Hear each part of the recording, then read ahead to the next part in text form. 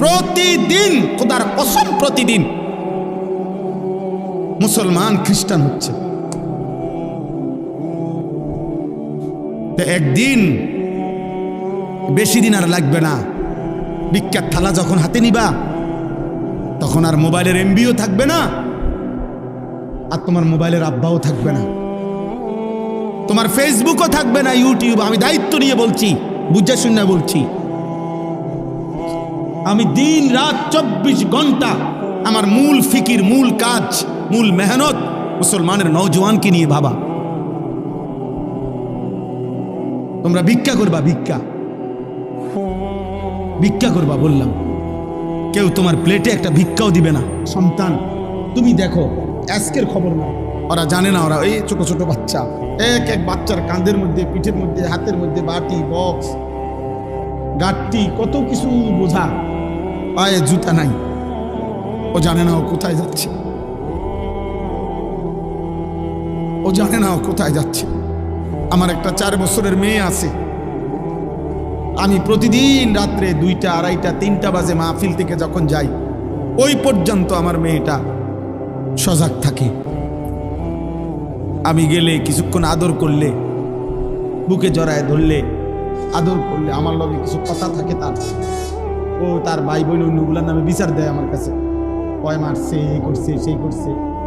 এগুলা শুইনা আদর করে দিলে তোই আমার মেয়ে ঘুমায়। তো গাজার 4 বছরের বাচ্চা মেয়ে হতো এমন। ও তো বাবার আদর চায়, মায়ের আদর চায়। ও জানে না ওর গন্তব্য কোথায়।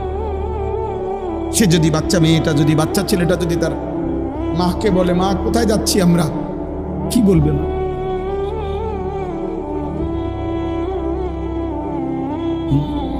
কি ভাবছো ছেলেরা? আমরা তোমাকে চেহারা দেখলেই তো বুঝি। অধিকাংশই মাগরিবের নামাজ পড়ো নাই, অধিকাংশই এশার নামাজ পড়ো নাই। যুবক, চেহারা দেখলেই, চেহারার মধ্যে কোনো দয়া মায়ার চিহ্ন নাই। চেহারার চুল দেখলে বোঝা যায় না মুসলমানের বাচ্চা না বেঈমানের বাচ্চা। চুল দেখলে বোঝা যায় না।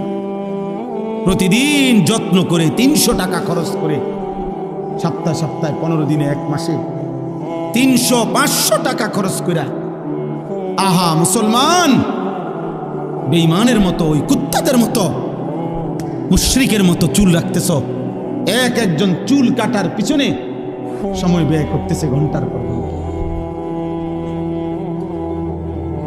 অথচ 12 কিলোমিটার পায়ে হাইটা, পত্রিকা আসছে, বারঘার একটা বাচ্চা 12 কিলোমিটার পায়ে হাইটাও একটা রুটি পায় নাই। এরপরে যখন একটা রুটি নিছে, ফিরে আসতেছিল যখন, তখন বুলেটের আঘাতে ওই বাচ্চাটা ঝাঁঝরা হয়ে গেছে। ক্ষুধার্ত সন্তান আর রুটি খাইতে পারে না। আল্লাহ যেন বলছে, আইসা বর, আমি তোরে জান্নাত থেকেই মেহমানদারি করব।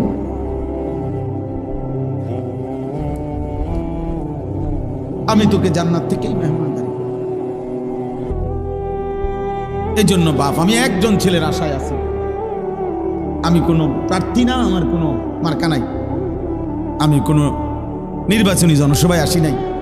আমি আশা করি কোনো একজন ছেলেও যদি ভাবো যে আমার বদলানো দরকার, আমার আল্লাহর সাথে, আমাদের আল্লাহ ছাড়া আগেও কেউ ছিল না, আগামীতেও কেউ নেই। আমরা বেঈমানদের মতো সমপরিমাণ, আমরা যদি 200 কোটি মুসলমানও রাত দিন মাড়ি গাড়ি পরিশ্রম করি, তারপরও কাফের মুশরিকদের সমপরিমাণ দুনিয়া, অর্থ সম্পদ, ক্ষমতা, অস্ত্র সরঞ্জাম আমাদের হবে না। আমি বললাম এটা হবে না। আল্লাহ যদি কাফের চাইতে বেশি পরিমাণ দুনিয়া ইমানদারদেরকে দিত, তো নবী মুহাম্মদকেই দিত। কথা বোঝো নাই? রাসূলুল্লাহ সাল্লাল্লাহু আলাইহি সাল্লামকেই দিত, কারণ ওনার চাইতে বেশি তোমারে ভালোবাসে। কথা বলে না? নবীজির চাইতে বেশি ভালোবাসে তোমারে। তো যেদিন আল্লাহর নবী পেটে ক্ষুধার কষ্টে 2টা পাথর বাঁধছিলেন, সেদিন আল্লাহ ছিলেন? কথা বলে না? আরে আল্লাহ ছিল কিনা বলো না? যেদিন নবীজি সাল্লাল্লাহু আলাইহি সাল্লামের দান শহীদ করা রক্তে উহুদের প্রান্তরে পড়েছিলেন ঘন্টার পর ঘন্টা, সেদিন আল্লাহ ছিল? তো তুমি বুঝো না? দুনিয়া মিলবে না বেঈমানের মতো। আমরা যদি বিল্ডিং বানাই 30 তলা, তো বেঈমান স্বাভাবিক বিল্ডিং বানাবে 150 তলা। তুমি ওই পর্যন্ত যাবে কোন দিন? তোমার বিল্ডিং যেদিন হবে 330 তলা, ওদের বিল্ডিং হয়ে যাবে 200 তলা। হ্যাঁ হ্যাঁ, এই জন্য হবে না। আমাদের মাধ্যম একটাই, আমাদের আল্লাহ। আমাদের মাধ্যম, আমাদের সম্পর্ক, আমাদের রাত গভীরের কান্না, আমাদের চোখের পানি, আমাদের সাধ্যমতো প্রস্তুতি এবং আল্লাহর মদদ, এটাই আমাদের বিজয়ের মাপকাঠি। তাহলে এখন আমার দুঃখের কথা এটাই শুধু যে না, আমাদের কাছে সমপরিমাণ কাফের মুশরিকদের সমপরিমাণ অস্ত্র ক্ষমতা কিছুই নাই। আবার আমরা আল্লাহর সাথে সম্পর্ক ছিন্ন করে ফেলতেছি। নামাজও পড়ি না, রোজাও রাখি না, হারাম করে যে 30 বছর হারাম খায়। এটা কি সুদখোর, তে প্রতিদিন হারাম খাচ্ছে, প্রত্যেক দিন ওজনে কম দেয়। যার স্ত্রী বেপর্দা, এই অসভ্য মহিলা প্রতিদিন বেপর্দা। যার ঘরে টেলিভিশন চলে, তার ঘরে প্রত্যেক দিন নাটক, সিনেমা, নর্তকীর ছবি চলে। কিরে ভাই, আল্লাহর সাথে আমরা এইভাবে সম্পর্ক বিচ্ছিন্ন করলাম কেন? তাহলে আল্লাহর সাথেও আমরা সম্পর্ক ছেড়ে দিলাম। তোমরা ছেলেরা নামাজও পড়ো না, সেজদাও করো না, আবার দুনিয়ায় বাঁচবার জন্য কাফেরদের সমপরিমাণ অস্ত্র ক্ষমতা সম্পদ এটাও তো তোমাদের নাই, তো টিকবা কেমনে? না আল্লাহ আছে তোমার, না তোমার দুনিয়াবি সম্পত্তি। আল্লাহ যদি বাঁচায় তোমাদেরকে, তুমি ভেবে দেখো বাপ, আগামী 20 বছর পরে যদি তুমি বা তোমার পরিবার বংশধর সন্তানের নিরাপত্তা না থাকে, কি হবে বাপ? গুনাহ তো আযাব টেনে আনে। কোরআনুল কারীমে আছে কিনা, আল্লাহ এটা বারবার বলছি কিনা, আমাদের সমস্ত আযাব গজব দুনিয়াতে যা হয় কিসের কারণে? গরু ছাগলের গুনার কারণে। কার গুনাহ? কার গুনাহ বলেন না? মানুষের গুনাহ। বিমা কাসাবাত আইদিন নাস, মানুষের হাতের কামাই। বিমা কাসাবাত আইদিকুম, আল্লাহ বলছে তোমাদের হাতের কামাই। আমাদের গুনাহ না গরু ছাগলের গুনাহ? গরু ছাগলের তো কোনো গুনাহই নাই, কুকুর বিড়ালের তো কোনো গুনাহই নাই। আমাদের গুনাহ আমাদের উপরে আযাব আনবে। নবীজি বলছে তোমাদের গুনাহ তোমাদের উপরে আগুনের বৃষ্টি আনবে। খোদার কসম, হাদিস। তোমাদের গুনাহ তোমাদের জন্য ভূমিকম্প টেনে আনবে। তোমাদের গুনাহ তোমাদের মাটি ধসায় দেবে। তোমাদের গুনাহ তোমাদের চেহারা বিকৃত করে দেবে। তোমাদের গুনাহ তোমাদের উপরে পাথরের বৃষ্টি বর্ষণ হবে। হ্যাঁ, ফারতাকিবু ইনদা যালিকা রিহান হামরা ওয়া জালজালাতান ওয়া খাসফান ওয়া মাসখান ওয়া কাযফান। আল্লাহ নবী সাল্লাল্লাহু আলাইহি সাল্লাম বলছে, কিয়ামতের পূর্ব মুহূর্তে আগুনের লাল বৃষ্টি হবে, জালজালাতান ভূমিকম্প হবে, খাসফান ভূমি ধসিয়ে দেওয়া হবে, মাসখান চেহারা বিকৃত করা হবে, কাযফান পাথরের বৃষ্টি বর্ষণ হবে। ওয়া আয়াতিন তাতাবাউ কানিজামিন কুতিয়া সিলকুহু, নবীজি বলেন একটার পর একটা এভাবে আযাব আসবে যেন এই তসবির দানা এখান দিয়ে কাইটা দিলে 100 দানা পড়তে মাটিতে কয় ঘন্টা লাগবে? আল্লাহর নবী খোদার কসম এভাবে উদাহরণ দিয়ে বলছে, কানিজামিন কুতিয়া সিলকুহু, যেমন তসবির দানা মালা যেমন কেটে ফেললে সব ফুল পড়ে যায়, মালা বানাইলে সব দানা পড়ে যায় একটার পর একটা। যদি 10 মিনিট বৃষ্টি হয়, তাইলে বৃষ্টির ফোঁটা যে জমিনে পড়ে, এক এক ফোঁটার মাঝখানে ব্যবধান কয় মিনিট? বুঝেন নাই কথা? বৃষ্টির ফোঁটা পড়ে যে এক ফোঁটা পড়ার কয় মিনিট পরে আরেক ফোঁটা পড়ে? অনবরত অনবরত অনবরত কিনা? না ব্যবধান আছে? আল্লাহ নবী বলছে কাওমামাকিল কাতর, তোমাদের উপরে মুসিবত আসবে বৃষ্টির পানির ফোঁটার মতো, তসবির দানা ছিঁড়ে ফেলার মতো, কাকিতাইল লাইলিল মুজলিম। এগুলো সব কিয়ামতের পূর্বের কথা, এটি হয়ে গেছে এই যে কথা না, নূহ নবীর জমানার কথা বলেন। নবীজি বলছে অন্ধকার অমাবস্যার রাত্রির মতো তোমাদের উপরে মুসিবত আসবে, কিছুই খুঁজা পাইবা না। কি করা উচিত? আল্লাহর নবী বলছে ইউসবিহুর রাজুলু মুমিনান ওয়া ইউমসি কাফিরান, সকালবেলা থাকবা মোমেন, সন্ধ্যা হয়ে যাবা কাফের। সন্ধ্যায় ছিলা মোমেন, সকালে হয়ে যাবা কাফের। আল্লাহ নবী সাল্লাল্লাহু আলাইহি সাল্লাম এক সাহাবী হুযাইফাকে বলছিলেন, হুযাইফা, যদি কোনোদিন আল্লাহর পথে চলতে গিয়ে কাউকে খুঁজে না পাও, তাহলে একা গাছের শিকড় গোড়ালি কামড়াইয়া ধরা একা হলেও দ্বীনের উপরে থাইকো। ওয়ালাউ আন তাআদ্দা বিআসলি শাজারাতিন হাত্তা ইউদরিকাকাল মাউত ওয়া আনতা আলা যালিক। মৃত্যু পর্যন্ত আমি অনুরোধ করলাম, আমরা বলার চেষ্টা করছি, আমরা তোমাকে বুঝাইবার চেষ্টা করছি। আপনারা যারা বাবা আছেন, অভিভাবক আছেন, আপনারা আপনাদের ছেলের প্রতি যত্নবান হন। কাঠ পালং আর সোফার ফার্নিচার, বিল্ডিং আর ইট, টাইলস আর বাথরুম নিয়া এত ব্যস্ত হইয়েন না। হাজার বছর যাবত, লাখো বছর মানুষ টাইলস ছাড়াও ঘুমাইছে বাপ, ইমান ছাড়া যেন না ঘুমায়। মাটির বিছানায়ও ঘুমাইলে কিছু হয় না রে বাপ, কিন্তু সেজদা ছাড়া ঘুমাইলে বিপদ হবে রে বাপ। আপনার ছেলে যদি মাটির বিছানায়ও ঘুমাইতো অসুবিধা হতো না, যদি ফজরের নামাজ পড়তো। আর লাখ টাকার যদি পালঙ্কেও ঘুমায় অথচ ফজরের নামাজ পড়ে নাই, তো বিপদ হবে আপনারও, আপনার ছেলেরও, মেয়েরও, স্ত্রীরও।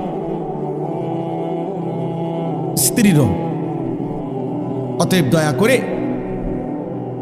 দুই কথা বললাম। এক, প্রিয় ভাই, তোমরা মনে রাখো, বাবা, যদি আগামীর পৃথিবী নিরাপত্তা, আমাদের জানমালের নিরাপত্তা হতে হয়, আমাদের আল্লাহর সাথে সম্পর্ক ছাড়া হবে না। শুধু বাংলাদেশের একটা দল, দুইটা দল নিয়ে ভাবলে হবে না, সারা পৃথিবীর দিকে খেয়াল রাখতে হবে। সারা পৃথিবীর কাফের শক্তি যেই কোনো মুহূর্তে পৃথিবীর যেই কোনো অঞ্চলের মুসলমানদের উপরে আক্রমণ করার জন্য প্রস্তুত। আর একবার শুরু করলে আরেকবার ঘুরে দাঁড়াইতে কষ্ট হয়ে যাবে। আজকে ৭৬ বছর যাবত দিনের মুসলমান ইসরায়েলের হাতে রক্ত দিচ্ছে, এটা হলো ঐতিহাসিক তথ্য। আজকে ৬১ বছর যাবত রোহিঙ্গা মুসলমানরা বার্মার বৌদ্ধ কাফেরদের হাতে রক্ত দিচ্ছে। একদিন না, একদিন। আজকে ৭৬ বছর যাবত কাশ্মীরের মুসলমান ইন্ডিয়ার বেঈমানদের হাতে রক্ত দিচ্ছে। একদিন না দোস্ত। এই জন্য একবার কাটিয়ে ফিরে গেলে আরেকবার সোজা হইয়া দাঁড়াইতে অনেক সময় লাগবে,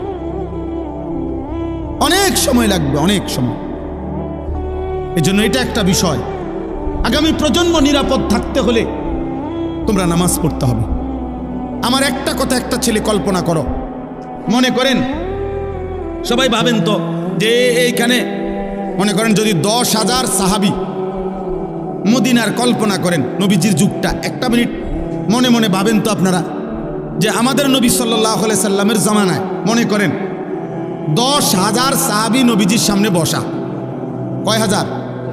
তো নবীজি তাদের সামনে বসা, এটা হিসাব ধরেন তো 10,000 সাহাবীর মধ্যে গুনলে, মানে 1 2 3 4 5 6 7 8 করে গুনলে তো একজন হবে 1, আরেকজন হবে 10,000, হবে না? মানে সংখ্যা হবে কিনা এরকম কথা বলে না।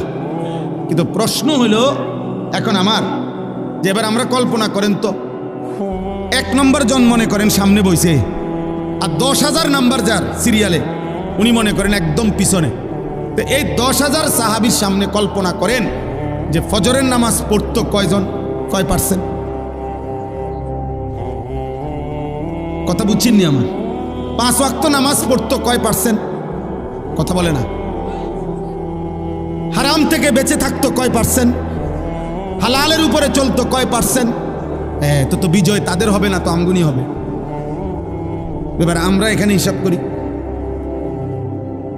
এখানে আমরা যদি 1000 মানুষ হই, তো এবার আমাদের হিসাব করে গুনেন, আমরা গুনেন ফজরের নামাজ কয় পার্সেন্ট? মোবাইলে নারী দেখে না, ছবি দেখে না, উলঙ্গ দৃশ্য দেখে না, এমন কয় পার্সেন্ট? হ্যাঁ বলেন, ইনসাফ করেন। তাহলে আমাদের বিজয় আসবে কেমনে ভাই? সাহাবায়ে কেরাম হারাম থেকে বেঁচেছেন শতভাগ, আল্লাহর বন্দিগি করছেন শতভাগ। আর আমাদের নেশাগ্রস্ত, জুয়ারি, জিনাখোর, বেবিচারী কি পরিমাণ! আমাদের এক এক ছেলের চেহারা দেখলেই বোঝা যায় মাত্র 18 বছর 20 বছর, কোডি সাফা ভিতরে ঢুকে গেছে। অসভ্য নারী দেখতে দেখতে, উলঙ্গ ছবি দেখতে দেখতে এই হাইওয়ান নিজের বীর্যপাত হতে হতে তার শরীরটা আর কিচ্ছু নেই। আমি যদি বাপ চাচা না থাকতো ছেলেরা, তাইলে তুমি করে কইতাম, শুনাইতাম কাছে থাকা। তোমার কাছে জানে না, আমি জানি।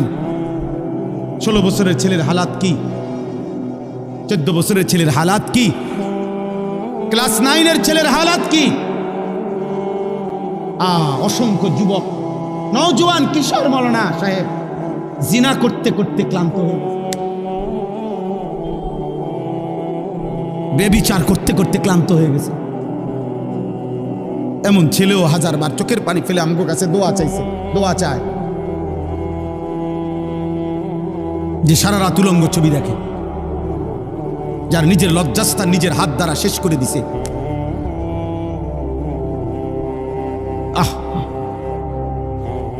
কোন মানুষের শরীরের স্বাস্থ্য, শক্তি, শৌর্য সবকিছুই শেষ করে দিচ্ছে। হ্যাঁ, কি পরিমাণ সন্তান, কি পরিমাণ মানুষ নেশাগ্রস্ত দেখেন। আল্লাহ তাআলা যেটাকে স্পষ্ট হারাম করেছেন, নেশার যে কোনো জিনিস, প্রিয় যুবক, এক বিন্দু এটাও হারাম, এক বালতিও হারাম।